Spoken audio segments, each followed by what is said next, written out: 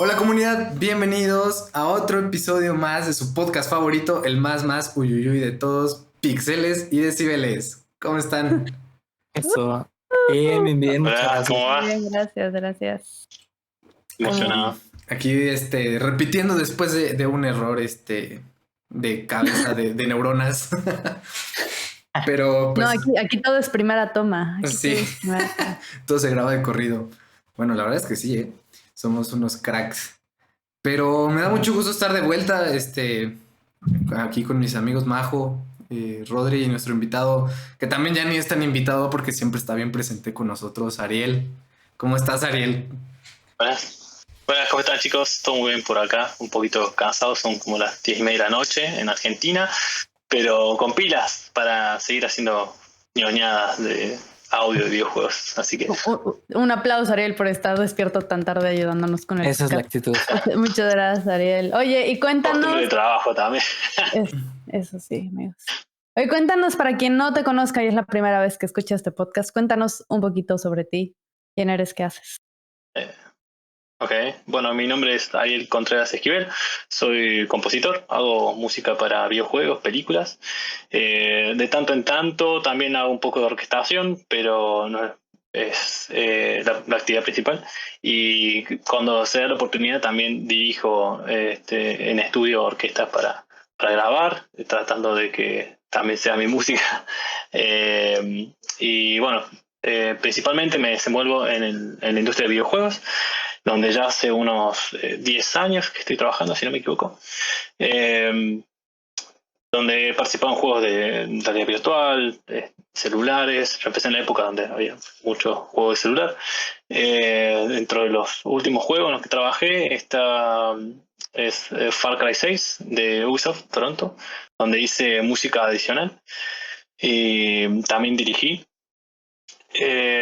También Blue Fire, que hice la música original, un juego de Argentina, y puede ser Teratopia también, y Tinytopia, me tocaron varias topias.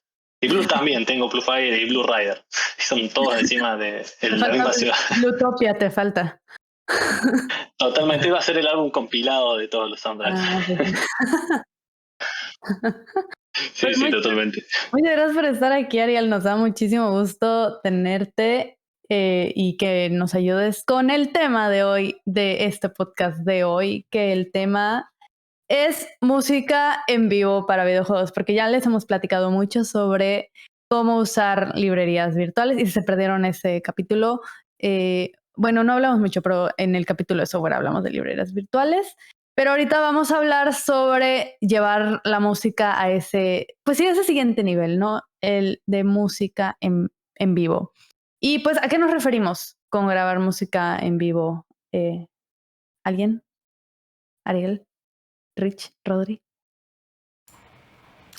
Pues yo la verdad es que no soy muy cercano a lo que vamos a hablar el día de hoy. Rodri y yo venimos de ¿cómo se dice? De oyentes.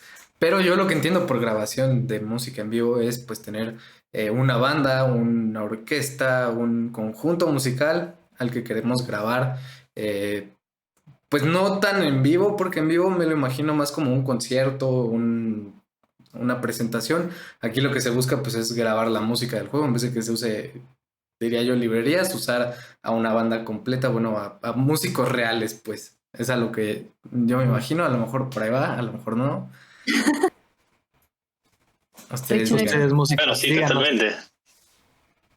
No, sí, es y también solistas, porque por ahí cuando, dependiendo de lo que haga falta, de la logística, también tenemos grabaciones de a un músico, o a veces un solo músico, dependiendo del presupuesto también, ¿no? Porque por ahí cuando pensamos generalmente en grabar música de videojuegos, algo muy común que se viene a la mente es una orquesta grande, y a veces no es lo más común porque la orquesta, bueno, saben, lleva muchísimo presupuesto y a veces puede llegar a ser lo que menos se graba justamente por eso, ¿no? Entonces por ahí la orquesta puede llegar a permanecer virtual, mientras a los solistas sí se puede contratar y tenemos, no sé, 5, 6, 7, 8 músicos con instrumentos diferentes y a veces complementando la parte de instrumentos virtuales, ¿no? Sí, completamente. Ese es un gran punto. Puede ser desde una superorquesta, una banda o incluso una persona que creo que lo hemos comentado tengo la memoria de que en algún podcast lo comentamos, pero una manera de traer pues esa música que están haciendo como al siguiente nivel es, aunque sea grabar un instrumento en vivo y mezclarlo con los instrumentos virtuales, porque eso le da como ese toque, le da un toque así como padre. Humano, ¿no? Un toque humano. Un toque humano, sí. Sí, totalmente. Y entonces, sobre todo en la música que son más folclóricas, ¿no? Por ahí, la música orquestal se ha imitado bastante más en los instrumentos virtuales, el sonido, pero no sé, música folclórica de diferentes lugares a veces es casi imposible conseguir algo nuevo, digamos, o sea, es decir, componer una pieza nueva que no sea algo pregrabado, como frases celtas, no sé, cosas por el estilo, y que tengan la interpretación y todo lo que hace las articulaciones, humano, ¿no? Luego hay articulaciones folclóricas que no encuentras en librerías. Un ejemplo sí, o por más que las tengas, hacerlas sonar bien con algo compuesto nuevo es bastante difícil. Se puede, pero híjole, hay que estar moviéndole la expresión, el gain, o sea, hay que moverle muchas cosas, el ataque, o sea, a una notita para que te suene bien. Un ejemplo que yo siempre uso es el de las trompetas de mariachi. Suenan muy diferente a las trompetas que tenemos en las librerías orquestales. Es un sonido muy difícil de replicar. Sí, totalmente. Y pues, tiene que ser una librería muy específica de trompeta de mariachi para que suene a trompeta de mariachi con la trompeta, con el mariachi tocando esa trompeta. Que es muy diferente a una trompeta de orquesta. Que no existe, amigos. Alguien póngase haga su librería de trompetas de mariachi y yo se las compro. Y bueno, eso nos lleva básicamente al siguiente tema, que es ¿por qué querría yo hacerlo así en vez de pues solo usar instrumentos virtuales? Y pues ya veamos, como dijimos, pues lo primero es porque luego pues es más fácil conseguir el sonido que queremos. Yo creo que el sonido es mucho mejor porque tiene este instrumento, este toque humano, ¿no? Pero hace que todo suene como más fluido, hace que suene menos robótico, hace que suene todo, no sé, le da un toque bonito y se escucha, porque luego con los instrumentos virtuales tú escuchas y dices, eso es falso, eso se escucha así como raro, y pues con los humanos se escucha pues natural, se escucha bonito, pero ¿tú qué opinas, Ariel? Sí, lo mismo. Diego, desde mi perspectiva hay varias razones, digamos, para cual decidir si grabar con instrumentos, o sea, contratar a un músico o no, y que a veces hay diferentes búsquedas en cada producción o cada artista, ¿no? Porque digamos, cada uno también tiene su finalidad sobre a qué va dirigido, porque por ahí alguien que o sea, que es parte del oficio, quiero decir, tomar estas decisiones también. Porque, digamos, no todos los juegos son Journey, no todos los juegos son Ori and the Blind Forest. Hay juegos que tal vez no necesiten una inversión en el presupuesto de eso. Entonces, bueno, hay algunas decisiones que pueden venir por ese lado también. Y depende de la búsqueda artística de cada uno. En mi caso, a mí me encanta trabajar con músicos, digamos, o sea, componer. Puede ser un compositor es muy solitario, entonces es como uno de los mejores momentos donde uno puede compartir música con otra persona, porque no estamos haciendo recitales, no estamos ensayando, hasta estamos todo el día en el estudio, muchísimas horas, si siquiera compartir con alguien al lado, porque a veces es mucho más cómodo estar solo para crear, ¿no?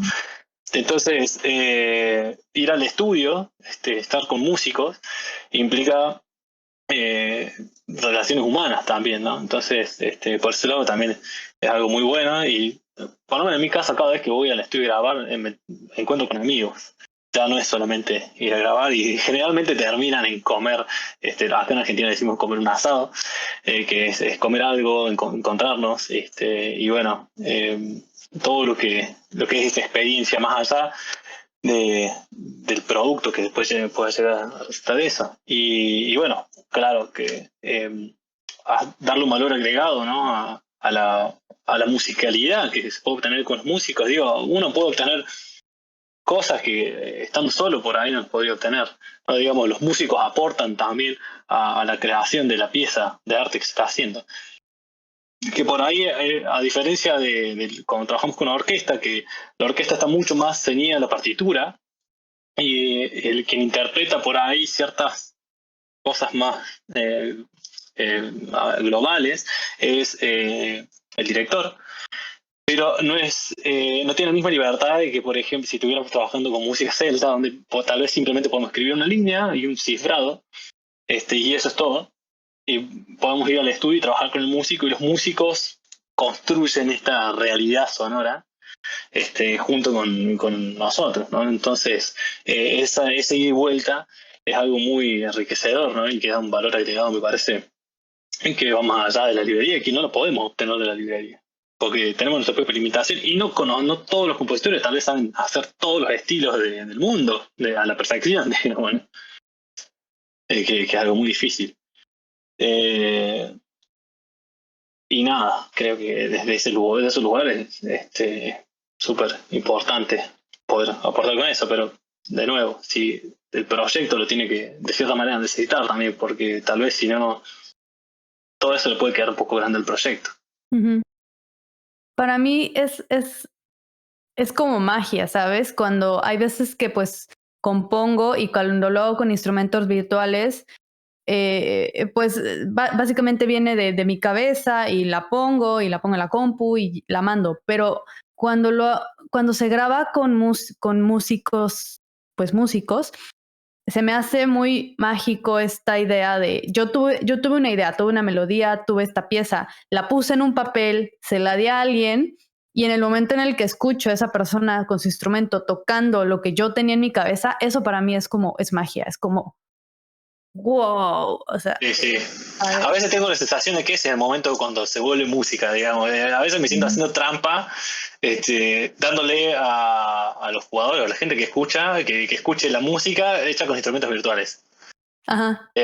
A menos que ese sea el sonido, pero a veces digo, no es eso lo que yo quiero. O sea, la música, la música que esté tocando, o sea, sobre todo si quiero hacer con una orquesta, que a veces no se puede, como decíamos, por supuesto. Sí, pero la música sale de una orquesta, no sale de esto que está pregrabado, y por más que tiene sus articulaciones, sus dinámicas, su mezcla, y todo suena muy realista. Es como, no sé, como ver un guión de sketch, de dibujos, de una película, pero no ver al actor. Uh-huh.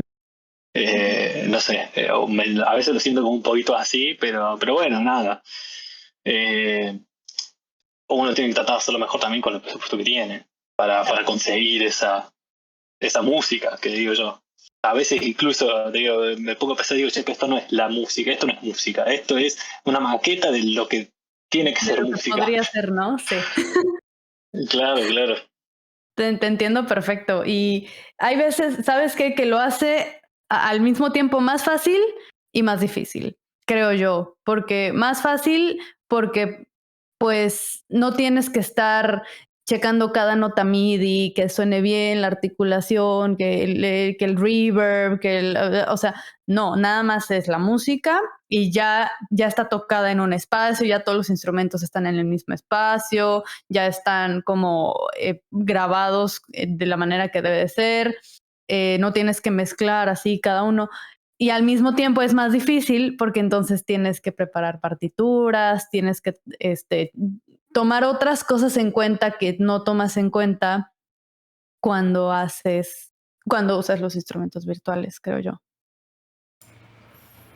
Sí, totalmente. Incluso a veces lleva la necesidad de agrandar el equipo para necesitar algo.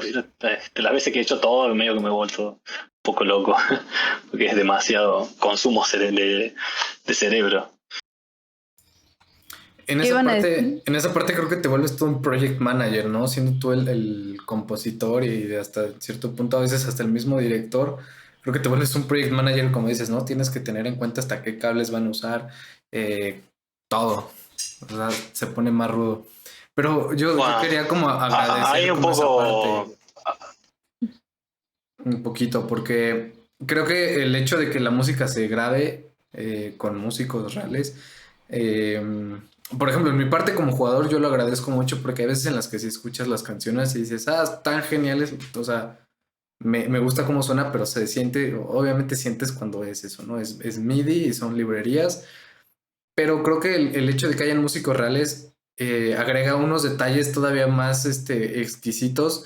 Digo, esto lo escucho y lo noto más desde mi percepción también en la que yo estuve pues como ingeniero de grabación, en la que percibo los detalles de los instrumentos, ¿no?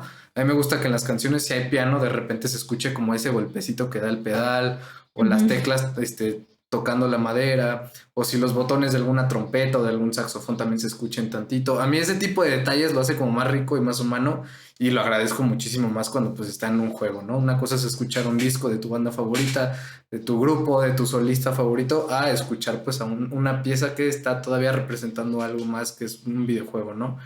Pero sí, o sea, creo que esa parte está genial, a mí me gusta muchísimo y creo que me pondré en la parte ahora. Yo creo que en este episodio voy a tomar la parte del jugador, de la persona que escucha lo que ustedes hacen, para volverlo un poquito más interesante que pues a lo mejor mi parte, ¿no? De una persona que trabaja en esto. Está súper rich. Gracias. Vas a ser nuestro jugador hoy. Rodri, ¿tú querías decir algo también o lo imaginé? No, bueno, estaban mencionando justo, por ejemplo, lo que mencionaba Rich de todos estos roles que uno luego asume solito, pero ahondando un poquito más de ese lado, por ejemplo, ¿ustedes qué roles consideran importantes para la realización de una de estas sesiones de música en vivo? Hablando de, por ejemplo, del conductor o el contratista de los músicos, porque existe mucha gente, ¿no?, que se encarga de todo esto y no solo es el músico y el que compone, sino hay mucha gente atrás de estas sesiones. Y no sé si nos pueden platicar un poquito de eso, era como mi duda. Sí, claro. Creo que como en todo lo que siempre platicamos de Game Audio, hay niveles, ¿no? Está desde, pues, el nivel más chiquito que, digamos, vas a grabar un instrumento porque tú tienes tu soundtrack y tienes tu presupuesto para un instrumento o contra vas a grabar todo en una orquesta. Entonces vamos a tratar de abarcar un poquito todo. Empecemos con vamos a contratar a un instrumento. Entonces, cosas que no pueden faltar, pues claramente el músico que va a interpretar. Si tú tocas la guitarra, la batería, la flauta, lo que sea, ese mismo puede ser tú. Entonces, check. Está la primera persona. Bueno, a ver, Variel, vamos 1-1. Bueno, para arrancar puede ser uno. Nada, vos podés hacer todo. Digo, vos grabarte, mezclarte, editarte,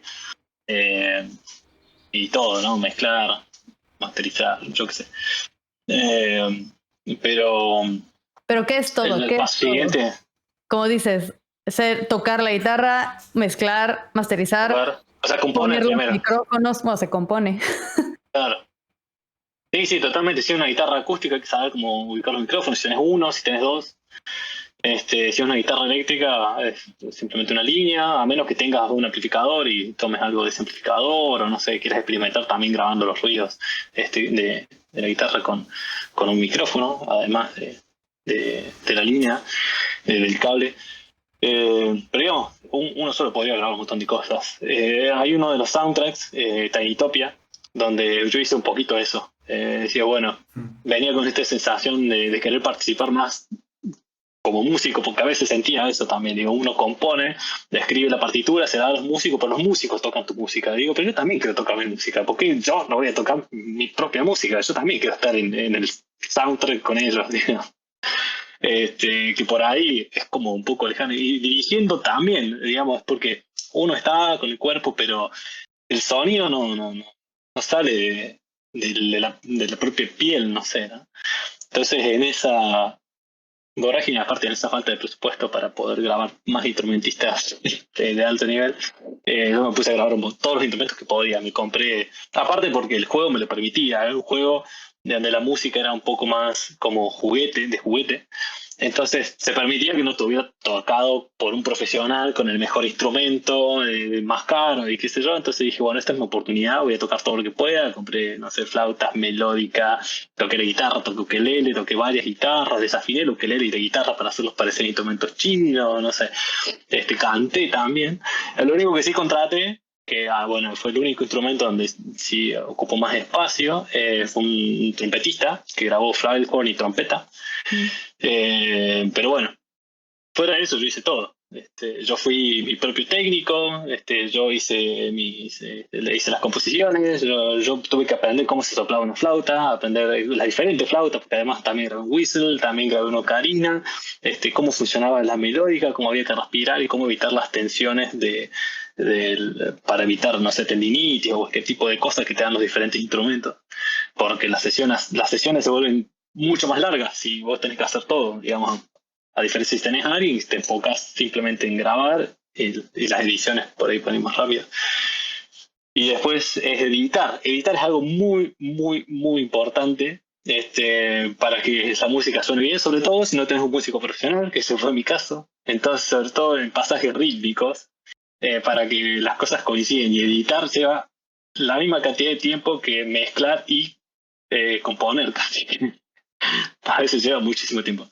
Que uno no pensaría y dice, cierto que hay que editar todas estas cosas, y no solemos hablar mucho del trabajo que conlleva editar todas las grabaciones, elegir las tomas que funcionen, a veces hay que afinar también y todo, y ni siquiera empezamos a hacer la mezcla. Y después de eso, bueno, ya sí mezclarlo, incluir los instrumentos virtuales, y bueno, dejar la pieza construida, si hay una masterización también para que todo suene parejo, implementarlo. Y nada, ver que funcione también dentro del juego. Antes, bueno, ya estamos dando por hecho que está probada la música, ¿no? Para grabar, pero por lo menos eso fue a la hora de grabar yo solo un poco el proceso, pero una ventaja, como lo grabé yo, mi partitura era el MIDI, no tuve que transcribir todo y armar las partituras de todas las cosas. Y si yo tenía ganas de cambiar algo en ese momento porque me gustaba, lo hacía y ya, no había no tenía que explicar, transcribir, editar la partitura, que el músico entienda y después anotar para que esos cambios prevalezcan. Se cortó, me parece a mí. No, te seguimos escuchando. Que se habían congelado un segundo. Es que estamos muy poniéndote mucha atención. Sí, no. Pero se habían congelado igual. ¿Seguimos congelados? No, se habían congelado y cuando empezaron a hablar como se movió todo rápido y se puso al día.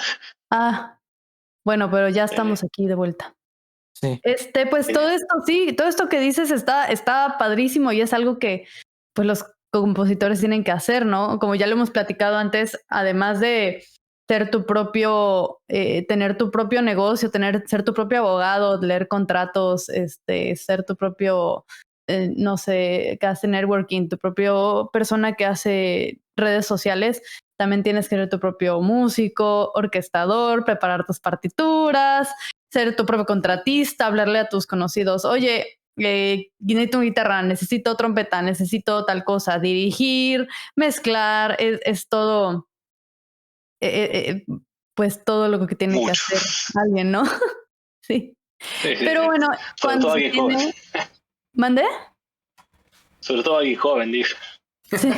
Y ya cuando ya es para proyectos más grandes o que son AAA o que sí tienen un poquito más de presupuesto, ya se puede contratar gente para todos estos diferentes puestos, ¿no? Y el primero de esos del que yo quería hablar era del orquestador, porque me gustaría platicar de lo que es diferente sobre componer y orquestar. No sé, Rich, Rodri, ¿ustedes tienen una idea de eso? justamente le atinaste a lo que les quería preguntar, qué bueno que siguió para acá, porque tenía esa duda, ¿no? Que me quedé pensando, ¿cuál es la diferencia de un compositor y un orquestador? O sea, yo pensaría en mi pequeña burbuja que es parecido, o sea, es casi lo mismo, ¿no? O sea, yo imagino que cuando uno está componiendo la canción, ya está imaginando pues todo este grupo de instrumentos que funciona, ¿no? Y el orquestador, más que nada, a lo mejor yo me lo imaginaría como el que dirige a la orquesta, ¿no? O sea, el que está, pues el director, pues, pero supongo que es algo completamente diferente, entonces estoy emocionado de saber qué es. Yo lo tengo entendido, creo que de otra forma, pero igual corríjanme si estoy mal. En el cerebro de un no músico, según yo, bueno, obviamente, pues el compositor es quien compone la pieza pero no creo que no considera bien en qué instrumento va cada melodía o algo así, y el orquestador es quien define en qué instrumento va a tocar esa parte de la composición, o simplemente dentro de la orquesta el orquestador define qué grupo como vientos o maderas va a tocar esa sección, ¿no? Pero ahí ustedes explíquenlo mejor porque creo que va por ahí, o estoy mal. Creo que hay una palabra importante a la hora de entender un poco la diferencia, y es que solo uno es autor, y ese es el compositor. Esa palabra es muy importante porque de eso depende también los derechos de la autoría. El orquestador no tiene derechos sobre autoría. Tal vez podría, si hace algún arreglo, podría tener autoría sobre un arreglo o cosas por el estilo. Entonces es importante porque después a la hora de legislar la música, eso es muy importante.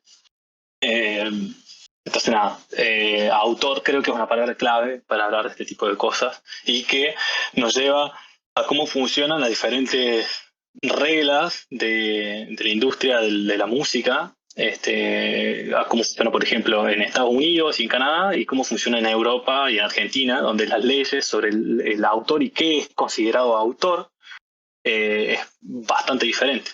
Entonces está bueno por ahí saber. No me quiero explayar por ese lado ahora para no ir por la rama, pero digo, quería poner esa palabra. No, completamente, y que súper bien. No había pensado en eso y tienes toda la razón. Y creo que para seguir con esta respuesta, creo que componer y orquestar definitivamente son cosas que se pueden hacer al mismo tiempo. O sea, si tú sabes cuál va a ser ya tu ensamble, tú puedes ir decidiendo qué instrumento va a tocar la melodía, cuáles van a tocar el acompañamiento, y cómo va a ser todo esto. Pero también existe la posibilidad, o existe ya en escalas un poco más grandes, que el compositor solo, como dice Rodri, que compone y dice, bueno, esta parte la van a tocar las maderas, esta parte los metales, esta parte las cuerdas, y se lo da a un orquestador para que entonces el orquestador específicamente diga, bueno, esta nota la va a tocar la flauta, esta nota la va a tocar el clarinete, esta la va a tocar el oboe. O incluso le pueden nada más dar una composición en piano y es trabajo del orquestador pues aplicarlo a los diferentes ensambles. Por eso luego podemos escuchar música de Zelda en orquesta o en piano o en banda o así, porque está orquestado para diferentes ensambles, pero la composición es la misma. Algo importante entender de esto es que la función del orquestador tiene que ver principalmente con el tiempo. Porque cuando entra el orquestador, cuando el compositor no tiene tiempo, porque en realidad, digamos, si vamos a la práctica, como digamos, tradicional de componer, o sea, orquestar es parte de componer, no podemos sacar eso. Orquestar es mezclar, orquestar es producir, orquestar es parte de todas esas cosas. Pero cuando tenés que hacer media hora de música en 10 días, bueno, las cosas se tienen que hacer de manera simultánea. Entonces ahí es donde empieza el juego de malabares con todo este tipo de cosas. Entonces el orquestador puede tener muchas funciones y al mismo tiempo cumplir diferentes dependiendo del proyecto. El orquestador puede simplemente transcribir la partitura, porque ¿qué pasa? Cuando nosotros trabajamos con instrumentos virtuales y hacemos toda nuestra partitura de MIDI, Eso para traducirlo a que los músicos, por más que no se cambien quién toca qué parte, y esté todo súper como terminado en la información del MIDI, cuando le tiene que tocar un músico a eso, hay más información que falta para que el músico pueda entender cómo tiene que tocar eso. Entonces, esa es la tarea del orquestador, pasar todo a partitura y además que sea comprensible, que tenga toda la parte de comunicación de la pieza que no está en la información MIDI, todo lo que podemos poner en nuestras modulaciones, en nuestras expresiones, y va, o sea, y además hay todo un lenguaje ya construido a partir de eso para que el músico toque, que apoye apenas el arco, que lo apoye el arco, pero que frote y que haga presión, que ponga cada más presión, cada menos presión, que sea un arco liviano, y todo es la misma nota y con la misma duración y tiene infinidad de formas de tocarlo. Y incluso se agregan, incluso palabras, molto expresivo, doloso, no sé, para que hagan interpretar al artista o a los artistas cómo tienen que tocar esa nota. Y eso no está en el MIDI. Entonces, bueno, ahí tiene que estar la expertise del orquestador, de saber cómo comunicarle lo que ya está de cierta manera en el audio de lo que hizo el compositor, aunque sean las mismas notas, las mismas ligaduras y demás, para que puedan esa pieza sonar con la intención que pretende el compositor. Puede ser eso, o puede ser simplemente, bueno, como decía, esto de transcribir, o que el compositor a toda la parte de cuerdas lo haya puesto en un patch de cuerdas. Entonces, bueno, hay que distribuir a dónde van las voces, y además hay que hacerlo funcionar con la orquesta con la que se va a grabar, que no es, o sea, no todas las orquestas son iguales. Y a veces puede que haya que resolver de cierta manera lo que el compositor tenía en los VSTs porque la orquesta no la da, o a veces hay algo extra, de golpe, de repente la orquesta tiene fagot con trabajo, que no es tan común, entonces bueno, ¿por qué no aprovechar fagot con trabajo?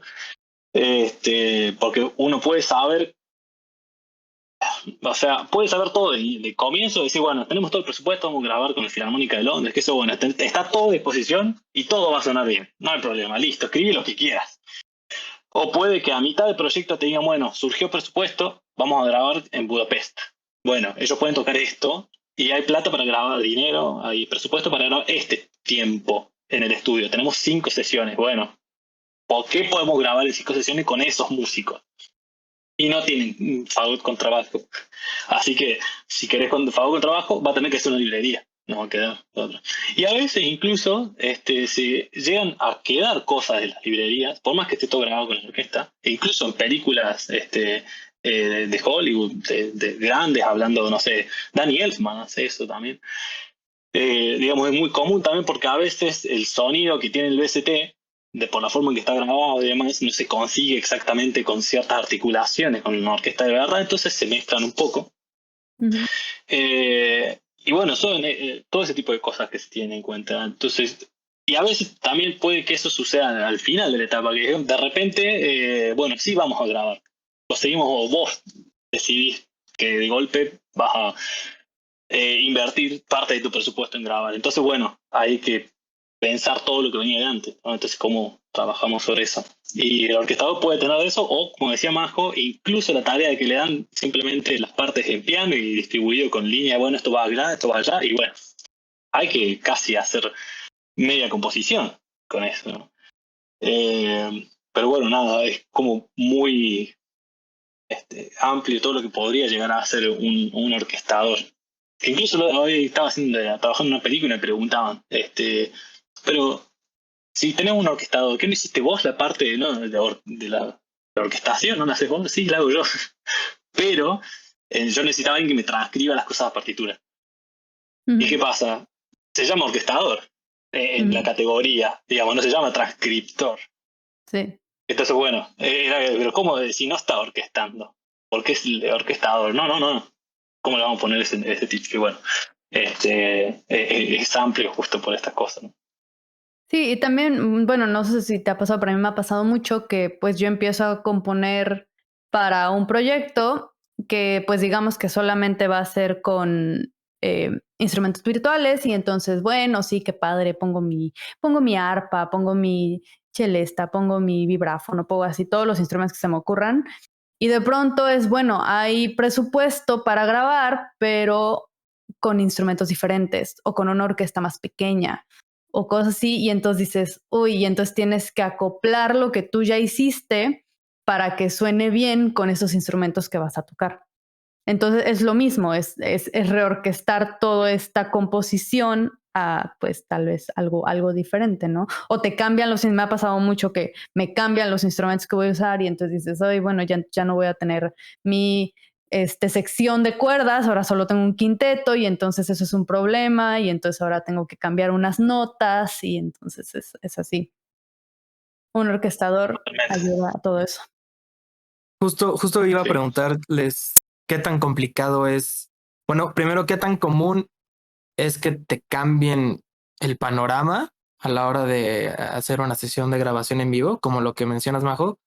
Y luego, qué tan complicado es hacer esta reorganización de instrumentos y más o menos cuál es el proceso de inicio a fin para la decisión de qué vas a cambiar dentro de tu orquestación. Uh-huh. Creo. Un poquito de eso. Mira, a mí creo que siempre me ha pasado, que siempre me cambian la dotación, se llama la dotación, es los instrumentos que vas a usar o que tiene la orquesta. Siempre me ha pasado y siempre es un poco un dolor de cabeza. Entonces, cosas que se tienen que tomar en cuenta es el número de instrumentos que tienes, porque no es lo mismo tener, como digo, no es lo mismo tener un quinteto de cuerdas o tener una sección de cuerdas de 12 cuerdas o tener una sección de cuerdas de 20 cuerdas, porque entonces si tú tienes, no sé, un acorde ahí, pues con el quinteto va a sonar chiquito, pero con las 20 cuerdas va a sonar enorme. Entonces, lo mismo con, digamos, los metales, ¿no? Si tú tienes una trompeta, pues bueno, le puedes poner una melodía y va a sonar por encima de todos los demás instrumentos bien, pero si tienes 3 trompetas, no puedes ponerle como la melodía de las 3 trompetas porque entonces va a sonar así como súper, súper, súper fuerte. Entonces, bueno, eso es lo que digo, a mí siempre me pasa, siempre me ha pasado que me cambian la dotación y pues sí es un poco un problema cambiar la orquestación, pero pues básicamente es fijarse en eso, fijarse en qué instrumentos son más vibrantes, digamos, que suenan un poquito más como lo es los metales. O qué instrumentos se mezclan un poquito mejor, como lo son las cuerdas, y tomar ahí decisiones adecuadas. Me gustaría también escuchar, Ariel, su experiencia. Bueno, yo no tuve experiencia como vos de que me cambien tanto así el orgánico, bueno. Digamos, a qué instrumentos vamos a grabar. Sí me ha pasado, a diferencia de eso, es que me cambien cosas del juego, ¿no? Cosas que tienen que ver con narrativa, con estructura, con escenarios. Entonces, a veces empezando el juego, antes de arrancar, yo voy tomando decisiones que afectan a lo que voy a estar componiendo dentro de 5 meses. O sea, cuando ya tengo media hora compuesta, yo ya sé qué es lo que va a pasar. Entonces elijo quiénes van a ser los solistas, qué instrumento va a hacer cada cosa, hay representaciones narrativas, un montón de elementos, cómo van a funcionar las melodías, para qué instrumento va a funcionar esa melodía. Y que de repente cambien cosas que ya no tiene sentido lo que venía planificando hacía 3 meses de componer y hacer cosas. Entonces ese tipo de cambios me han afectado un poco más. Es que por suerte no fueron tantos. Pero ya a la hora de grabar no he tenido tantos cambios. Por ahí en cine me pasa un poco más. Que cambia una escena o que de golpe dicen, esta escena funciona mejor sin música. O esta escena nos gusta más como el final, no más estas notas. Y de golpe yo digo, pero tenemos contratado al músico. Vamos a grabar la semana que viene. Usémoslo, está ahí. O cosas, no sé.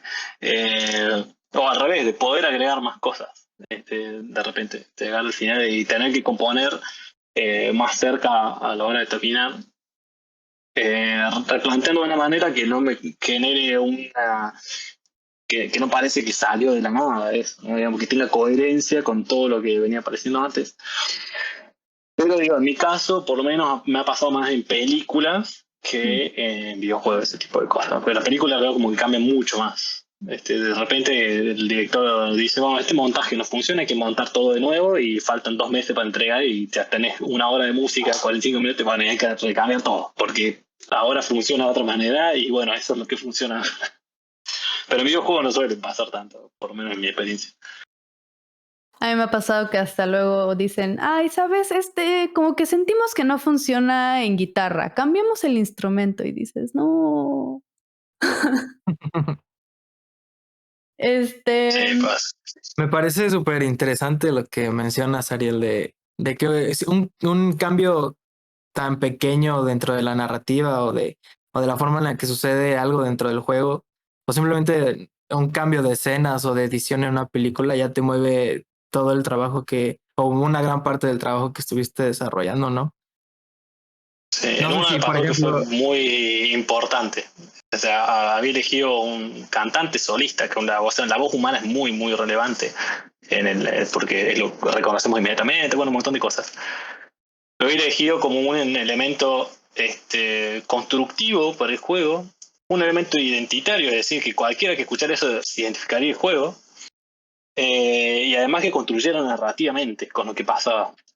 Y bueno, la idea gustó, se agregaron cosas gracias a esa idea, pum, pam, venía avanzando todo muy bien y de hecho eso afectaba a toda la música. Simplemente por el hecho de decir alguien va a cantar, eso afectaba absolutamente toda la música.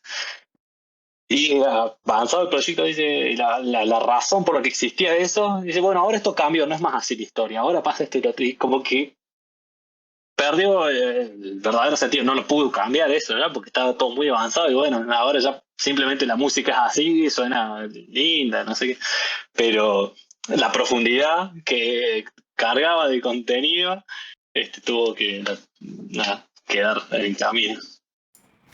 Híjole, además qué difícil, porque los juegos no son tanto como en las películas o en pues en los medios audiovisuales lineales, pues, en los que se hace un lock de imagen y ya puedes a lo mejor trabajar sobre eso, ¿no? Que bueno, a veces creo que puede ser hasta contraproducente porque queda menos tiempo en el pipeline, pero híjole, en un juego sí puede cambiar completamente y qué difícil eso. Ahorita lo que comentabas, o sea, a mí me dio un infarto si me hubiera pasado en el sound design, por ejemplo, de que de repente así ya hiciste Igual, todo creo que ahí también es parte del trabajo, de cierta manera, ¿no? Y yo ya al principio me alarmaba un poco, ahora es como digo, bueno, sé que pueden llegar a pasar esas cosas y me armo como mi caja de herramientas con qué agarrar los tornillos de esas cosas para ajustarlos de la mejor manera y como que me voy armando de una cajita de herramientas para esas cosas. Y bueno, ver cómo hacer para resolverlo de la manera más creativa posible y que nadie se cuenta, que eso no parezca un error. Claro, es que... Y bueno, parece que salió todo bien. Qué bueno, porque no sé, por un momento me imaginé cómo hubiera sido Doom sin los sintes y las guitarras de Mick Gordon, ¿no? O sea, que al final hayan dicho, ¿sabes qué? No, tiene que ser más instrumental con instrumentos clásicos que con lo que estabas ocupando de sintetizadores y guitarras, ¿no? O sea, imagino ahí todo el caos Bueno, hay que puede suceder. Sí, totalmente. Bueno, hay un caso donde pasó eso, pero resultó ser beneficioso, al parecer, que es el caso de la película El Exorcista. La música, no me acuerdo quién es el compositor, pero es muy famoso, es como decirte Goldsmith, alguno de esos. Y ya estaba todo terminado, estaba grabada la música, estaba puesta contra imagen. Y el editor dijo, esto no funciona. Chao. Sacaron la música, despidieron al compositor. Y el tema que se escucha del Exorcista,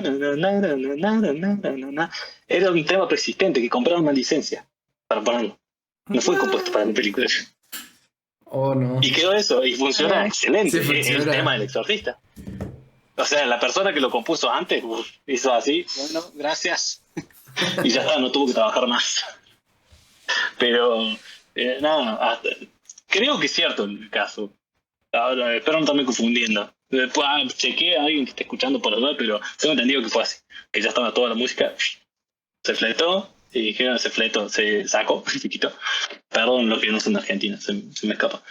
Y bueno, nada, quedó eso y funciona muy bien. No sé, me gustaría escuchar el score original que había antes, pero nada. No sabía eso. No sé qué pasa, ¿eh? Porque, bueno, sobre todo en el cine es medio común que puedan llegar a pasar este tipo de cosas, así que hay un estrés. En Hollywood, por lo menos, tiene una forma de laburar que se manejan esos niveles de estrés. Uh-huh. Y ya, pero bueno. En videojuegos todavía eso no es común. No hemos llegado a eso y ojalá no lleguemos. Sí. No tenemos que componer todo el soundtrack en 2 semanas. Sí, no.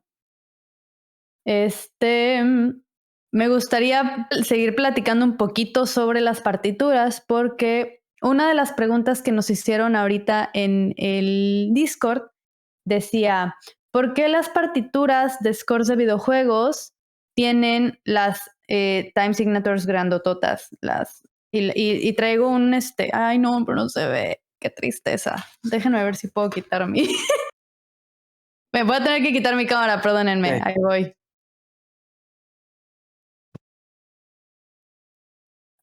Van a ver mi desastre atrás. No, mejor. A ver, así no ven mi desastre.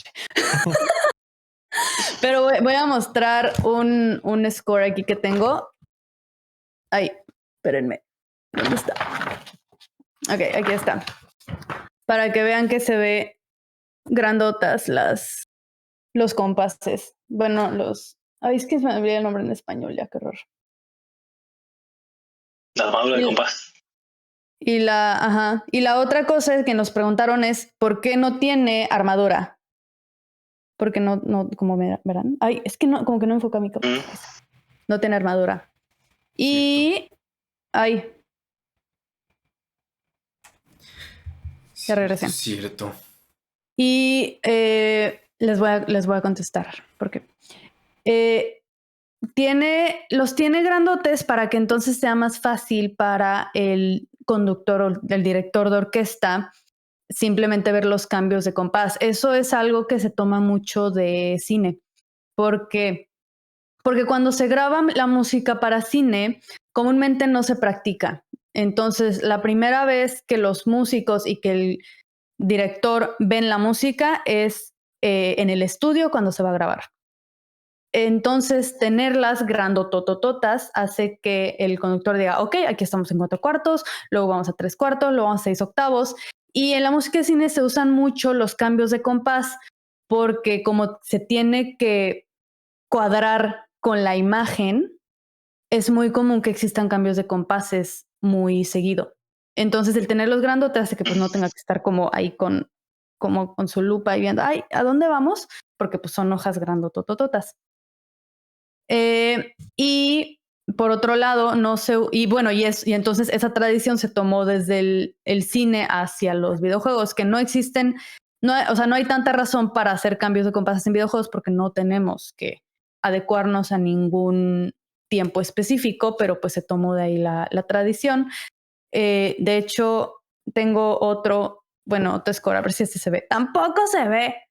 Qué horror. Pero bueno, este es de un videojuego y pues es lo mismo, ¿no? ¿Y por qué no se usan alteraciones en la clave? ¿Por qué no se usan las armaduras? Es por lo mismo para los músicos. Es para que como ellos lo leen la primera vez en el estudio, es mucho más fácil solo ir leyendo, fa sostenido, sol sostenido, la bemol, a estar viendo, ay, pero ¿en qué armadura estaba? Sí, ya me acordé. Simplemente es como para hacer esta grabación un poquito más ágil. Pero, ojo, a pesar de que ya es un estándar que se está usando, al menos en Estados Unidos se usa así, yo no lo he visto en México. Y no sé, de hecho, no sé si en Argentina es algo que se usa, Ariel. No hay una práctica tan común en Argentina de grabar música para cine. Digamos, no es como que todo el tiempo se graba, entonces es como que, bueno, cada quien hace lo que le parece en ese momento. Yo no las uso. Pero además hay otra cosa importante que tiene que ver también con los cambios de compás, es que sobre todo en las películas hay modulaciones todo el tiempo, a veces por compás, entonces andar cambiando de clave cada vez es como, imposible grabar, hay que grabar compás por compás, entonces bueno, chao, se deshicieron de eso y bueno, a tocar. Lo mismo con los arcos. En las grabaciones, los arcos para las cuerdas, olvídate, los pondrán los violinistas y no importa si no tocan el mismo arco. Si uno va para abajo y el otro va para arriba, chao, no hay altas. A lo sumo en las maderas para las respiraciones, pero las cuerdas tampoco tienen nada. Se simplifica mucho el lenguaje de lo que es música de concierto a grabar, justamente por eso, porque no hay tiempo que perder y cada segundo que se pierde vale mucho, mucho dinero. Sí, no me acordaba de los arcos, pero tienes toda la razón, porque en el concierto quieres que todos se vean igualitos, ¿no? Hacia arriba y hacia abajo, hacia arriba y hacia abajo. Aparte sí, cambia un poco la sonoridad, pero en las películas hay diseño de sonido, explosiones, las mezclas, o sea, no es lo mismo, o sea, es música para parlantes, no es música para en vivo. Sí, y como dices, y entonces no se nota si uno va arriba o uno va abajo, con que suene la nota, pues ya sonó la nota, ¿no? Sí. y la otra cosa que iba yo a decir es eso, que justamente cuando es en el concierto, pues llevan meses practicando la pieza, o sea, el director ya se sabe cuáles son los cambios de compás, ya se sabe las modulaciones, llevan los instrumentistas meses estudiando la pieza, o sea, cuáles son las alteraciones, no sé qué, entonces hay tiempo de poner la armadura, hacerlo como esta notación, digamos, clásica. Lo que yo quería decir es que un problema que yo he encontrado ahorita en Latinoamérica es que no existen los músicos que estén dedicados a música de cine o de videojuegos, y todos los que hacen este tipo, o sea, graban música para videojuegos o para cine, son músicos clásicos. Entonces están acostumbrados a este tipo de notación. Entonces, si tú les quitas la armadura, como que no les gusta, como que se sacan de onda porque pues no entienden por qué no tienen armadura, pero tienen un fa sostenido y un sol sostenido y un do sostenido, o sea, como por qué estás haciendo eso. Y lo mismo para los directores, digo, comúnmente el compositor es quien dirige, pero si te toca un director que ve así grandote los time units, como que dice, como qué está pasando aquí, ¿por qué está así? Entonces, sí es una práctica que se hace más internacionalmente, pero es una práctica que todavía no ha llegado, o yo no he visto al menos que haya llegado a Latinoamérica. Yo creo que puede ser por la misma razón de que no hay tanta industria de grabación en Latinoamérica, como lo hay en Europa y en Estados Unidos, Canadá. Entonces no hay una práctica común para establecer esos patrones, digamos. Sí. Son prácticas aisladas. Entonces cada quien tiene lo que le va sirviendo mejor. Lo mismo con la afinación, que eso es un tema muy importante con las orquestas. Las orquestas no todas afinan 440, capaz que ni siquiera la mayoría, y bueno, ese es otro asunto a resolver porque las librerías sí están en 440. Y a veces 442, 443. Ahí hay que ver con la orquesta. Hay orquestas que sí graban en 440. Entonces, bueno, y las orquestas de concierto, los músicos de concierto tienen un poco más de, no sé si ustedes conocen la palabra maña, o como de hábito diferente, digamos. Entonces cuando se enfrentan a estos escenarios, puede llegar a ser un poquito hostil esta diferencia, ¿no? Entonces, bueno, hay que trabajar con paciencia, por eso es importante saber con quiénes trabajamos. Totalmente. ¿No? Y bueno, y tratar dentro de las posibilidades, también componer para el músico. Sí. Poder aprovechar al máximo sus capacidades y no entorpecerlo fuera de sus límites. Claro, y eso es algo súper importante porque la tecnología hace que nosotros podemos poner pues una línea en violín que nada más está como tiririririri y es súper rápida y nada más pones el MIDI y así lo dibujas y suena padricísimo, pero al momento de dárselo a un músico real, pues te dices que esto no se puede tocar. O se lo tenés que dar al músico más caro del planeta para que lo pueda tocar. Sí, exacto. Lo mismo las notas agudas en las trompetas, y yo qué sé. Pero otra cosa que también tiene que ver con, ver los límites, es ver el estrés del estudio. Hay que tener mucho en cuenta eso, porque hay que entender la cantidad de música que hay que grabar, la complejidad de la música que hay que grabar y ser lo más inteligente posible para que el músico pueda tocar lo mejor posible. Porque, por ejemplo, un oboísta no puede tocar mucho tiempo seguido, porque se cansa muy rápido la boca. Entonces, bueno, si vamos a grabar no sé, 6 horas seguidas, uno, o sea, con sus pausas, y yo qué sé, y cosas muy complejas con oboe. Digo, bueno, el oboe no es como querer escribir las cosas, una gran cantidad de cosas complejas. A diferencia de lo que podría escribir para un violín, con las trompetas pasan cosas así también. Entonces, hay que tener en cuenta para quién, casi cae, para quién estamos escribiendo.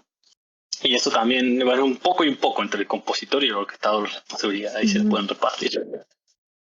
También hay instrumentos que con el tiempo se van desafinando, entonces tampoco esperen pues grabar por 6 horas y que al final de las 6 horas suene igual que al inicio, porque al final los instrumentos con el calor, justo con el calor o con pues, o sea, la saliva o con el aliento y todo, se van desafinando y necesitan como descansar un poquito para volver a regresar a esa afinación inicial.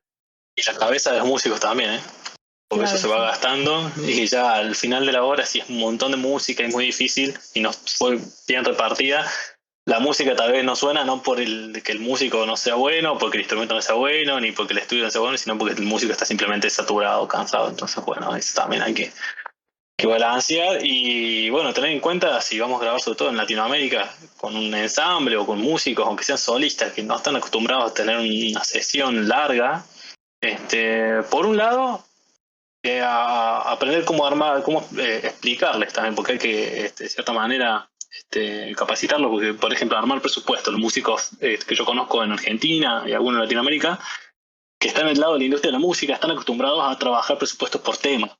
Y si en el cine y videojuegos hiciéramos eso, no sería impagable, porque teníamos temas de 10 segundos, o cosas que duran 3 minutos, cosas que duran 30 segundos, y de golpe tenemos que grabar 50 temas. Y si un disco son 10 temas, 12 temas, entonces tiene sentido cierto presupuesto. Pero pagar eso por 40 temas es como inviable. Y lo tenés que después multiplicar por 20 músicos. Entonces, bueno, eso también es importante. Y después, a la hora de trabajar con ellos en el estudio, hay músicos que van a salirse mucho más cómodos y menos cómodos, porque son músicos de escenario. Por ejemplo, algo que, bueno, estaba cómodo este músico claramente, pero había que tener en cuenta. Tenía un violinista que es muy bueno tocando música gypsy, pero como él toca en vivo, él en vivo baila. Entonces teníamos que trabajar con él porque el micrófono está quieto, pero él se movía para todos lados. Y la entonces, silla, ¿no? Bueno, y uno no se le... No, tocaba parado. Ni siquiera se quería sentar, porque él toca parado. Y bueno, es un ser humano que tiene sus hábitos, su forma de hacer su arte. Entonces, bueno, habría que ajustarnos a ver cómo podemos sacar lo mejor, porque tampoco hay que dejar aquí... O sea, ese ya es personal. Tampoco bloquearlo, decir, bueno, no bailes. Porque es su cosa, ¿no? Y es por eso, al menos yo lo contraté por eso. Entonces, bueno, hacer que técnicamente poder sacarlo mejor y artísticamente también, ¿no? Está súper padre eso, porque como dices, tienen sus propias cosas, ¿no? O sea, porque, por ejemplo, digo, ¿qué tal que van tocando y se van moviendo en su silla y la silla rechina, ¿no? Y entonces dices, híjole, está padrísima la música, sí, pero no me sirve para la grabación, pero en vivo pues sí está bien. Entonces son como cosas. Las respiraciones, sobre todo con solistas, que se inspiran no. Están emocionados por tocar. Sí, pasa un montón de cosas. Mencionaste muchas cosas que quiero a ver si quiero mencionar, y el primero es que hay que tomar el tiempo, hay que tomar en cuenta cuántas piezas se pueden tomar, se pueden grabar en cuánto tiempo, y también hay un estándar aproximado. Por cada media hora de estudio puedes grabar entre 2 y 5 minutos de música. Entonces no creas que si tu soundtrack es de... ¿Media hora? No sé, por media hora. ¿Por qué? Porque como dije, está buena. No, o sea, tú tienes media hora de estudio y grabas 2 minutos a 5 minutos de música. Claro. Pero digo, hay que tener en cuenta también el nivel de la orquesta, porque no todas las orquestas pueden resolver tanta música en tan poco tiempo y, bueno, depende de la dificultad, ¿no? Perdón, reaccioné así porque me acordaba de sesiones que digo 5 minutos en media hora. Sí, porque pasa. Si dices, bueno, tengo 10 minutos de música, pues en 10 minutos lo grabo. No, amigos. Como en 1 hora, 2 horas. Sí, a veces la gente piensa eso, ¿no? Uh-huh. Porque pues como es la primera vez que lo ven, pues hay que primero tocar las notas, luego que el ensamble como que se encuentre, porque tiene que como encontrarse el ensamble, ¿no? Que el director como que los haga que embonen y luego que suenen bien y luego que todas las dudas, entonces eso es como algo que tomar en cuenta. Y la otra cosa que mencionaste que me gustó mucho es, pues claro que los músicos se cansan, ¿no? Entonces también es algo que hay que tomar en cuenta, es cómo organizar las piezas, porque no quieres poner tus piezas más difíciles al inicio porque los músicos están calentando y no las quieres poner al final porque los músicos ya están cansados. Entonces en realidad tienes que poner como esta pirámide, ¿no? De, bueno, una pieza un poco más sencilla para que calienten, ya que están calientes, pues ya pones una pieza muy difícil, la batalla del jefe o lo que sea, y ya al final otras piezas como más tranquilas, como que no son muy técnicas o muy difíciles, pero que todavía pueden sonar bien, aunque los músicos estén como un poquito cansados. Sí, totalmente, eso es súper importante. Y a veces incluso intercalar entre cosas, ver, ya si vamos a sesiones más complejas donde hay muchos músicos, o sea, si grabamos una orquesta completa en la misma sala, que eso es otra cosa. No siempre la orquesta se graba en la misma sala, todas las familias, a veces se graban primero las cuerdas, después los bronces, después las maderas, a veces se graba todo junto. Bueno, cada cosa tiene sus pros y sus contras, pero si van a grabar todos juntos, también hay que tener en cuenta de que si, no sé, el oboe no va a tocar, no sé, 10 piezas de las 20 y las 10 están en el medio y él tiene que tocar al principio al final, está un montón de tiempo sentado sin hacer nada. Hay que ponerlo en que él se siente, toque todo y se vaya. Sí. O a lo sumo que descanse 1 o 2 temas, pero además tiene que salir, la sala, eso es una situación, porque hay gente que está ahí entrando y saliendo, ¿no? Pensé que siempre que van a grabar con músicos, acuérdense que todos somos seres humanos, al fin y al cabo, ¿eh? Porque por ahí uno se olvida, tiene esta magia, tanto que las cosas digitales, estamos tan alejados de por ahí, cuando vamos a trabajar con gente nos olvidamos que es gente, ¿no? Y la gente también tiene su humor, y si se empiezan a poner de mal humor los músicos en una sesión, por la razón que sea, capaz que están muy cansados, también capaz que no sé,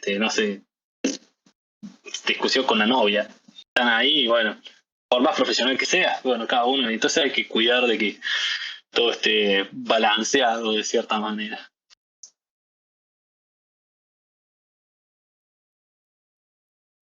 Wow. Oye, Ariel, hace ratito mencionaste algo que se me quedó muy grabado, que dijiste es componer para los músicos y también habías dicho saber con quién trabajar, ¿no? Y yo quería preguntarles a los dos en su experiencia, por ejemplo, Ariel, no sé, en Far Cry o Blue Fire o Majo en Greek, ¿qué cualidades ustedes buscan en los músicos o qué cualidades consideran ustedes que son buenas para los músicos a la hora de hacer una sesión de estas de música en vivo, para los músicos que nos estén escuchando, ¿no? Por ejemplo, ¿qué buscan los compositores? Pues lo primero, creo que lo más importante es que su lectura a primera vista sea, pues, impecable. Eso es lo más importante. Creo que la segunda sería tal vez poder tocar diferentes estilos de música. Es algo que pues ayuda mucho y va a hacer que seas más considerado para más soundtracks. Tal cual.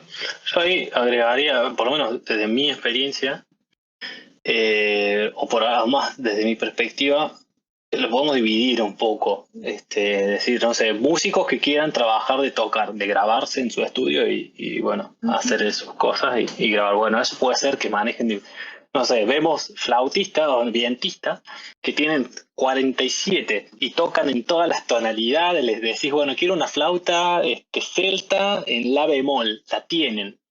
No sé, ese tipo de cosas. Entonces, si vas a trabajar de ese lado, seguramente vas a tener más trabajo porque puedes resolver todo. Y ahí sí tocar diferentes estilos o especializarte en uno, digamos, porque también desde mi lugar, si yo voy a trabajar, no sé, quiero grabar música tango, no sé, quiero grabar tango. Lo más probable es que busque en Argentina, lo más probable es que busque cerca de Buenos Aires, o sea, que busque gente que hace eso. Y después depende de uno si se va a buscar un músico que sea más de estudio o que sea un músico muy particular, porque a veces hay cosas que hace cierta gente.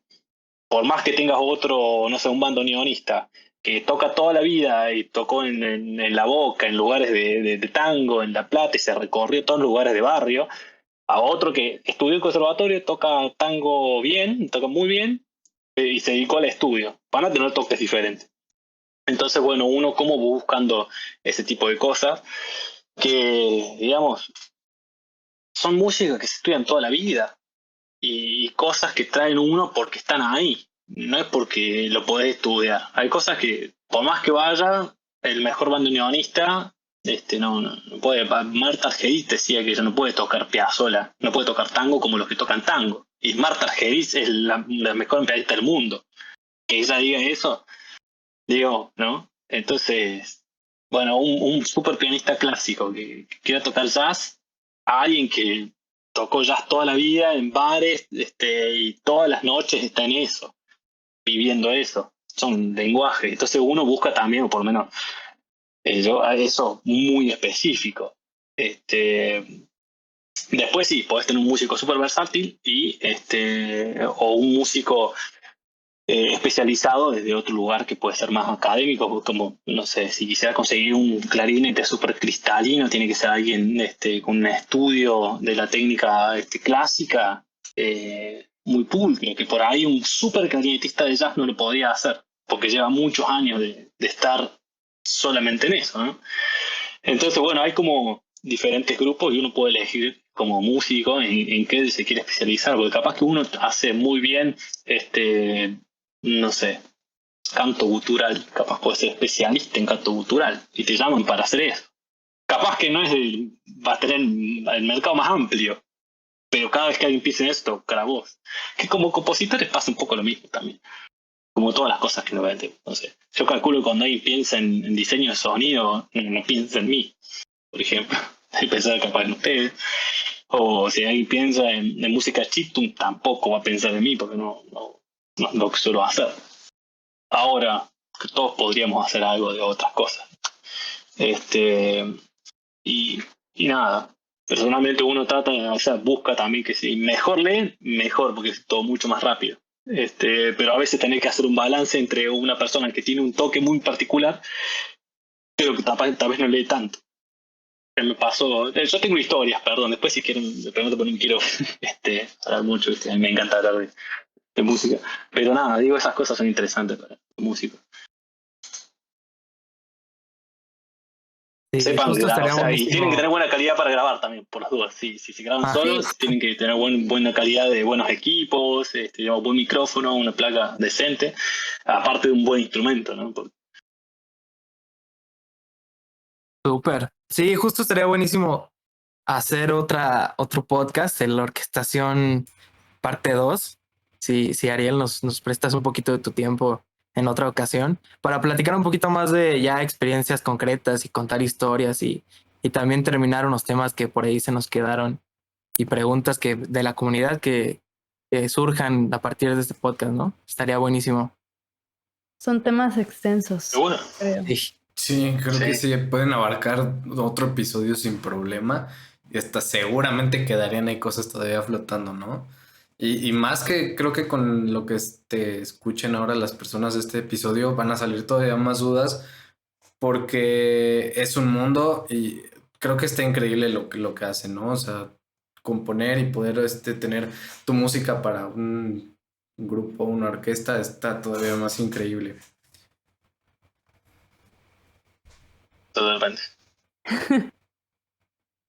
No, pues muchas gracias, Ariel, por estar con nosotros y compartirnos un poquito tu experiencia. Ya te invitaremos de nuevo para la segunda parte, ya que tú eres el experto aquí en esto. Recuérdanos cuáles son tus redes, dónde te encuentra la gente que quiere comunicarse contigo. Bueno, arielce.com, todo junto. Eso es de página web. Las redes me buscan a Ariel Contreras-medio esquivel, o pueden no poner guión medio y van a encontrar igual, pero por las dudas. Y en todo Twitter, Facebook, Instagram, próximamente TikTok, Sí. YouTube también. Yo le digo Lo tengo a todos instalado, que abrí la cuenta, pero todavía no lo estoy usando. yo les digo a todos que la abran, pero yo no la abro. Bueno, hagamos TikTok todos juntos. Todos Sí, juntos. es lo TikTok de Game Audio Sí. Latam. Ujú. Bueno, nada, eso no me acuerdo. No, eso, sí. Ahí encuentro todo. Y bueno, nada, gracias a ustedes por invitarme de nuevo. Me encanta estar acá, me encanta verlo. Como ver amigos, juntarse con amigos a charlar sobre ñoñada de audio, de música. Así que, bueno, nada, que espero que sigamos haciendo más cosas. Gracias, Súper, nosotros sí. encantados. Gracias. Sí, muchas gracias por tu Muchísimas tiempo, gracias, Ariel. Eric. Y pues con esto cerramos este súper episodio. Tengan seguro el segundo, espérenlo. Y pues, Majo, por favor, la frase. Tomen agua, amigos. Yes. No trae mi agua. No, te pondremos uno en post así. Sí, no, pero igual tengo todo el tiempo. Tengo mi botellita. Muy bien. Ya ven. Tomen agua, amigos. Nos vemos a la próxima. Nos vemos. Bye. Nos vemos. Adiós. Chao, chao. Bye. Bye.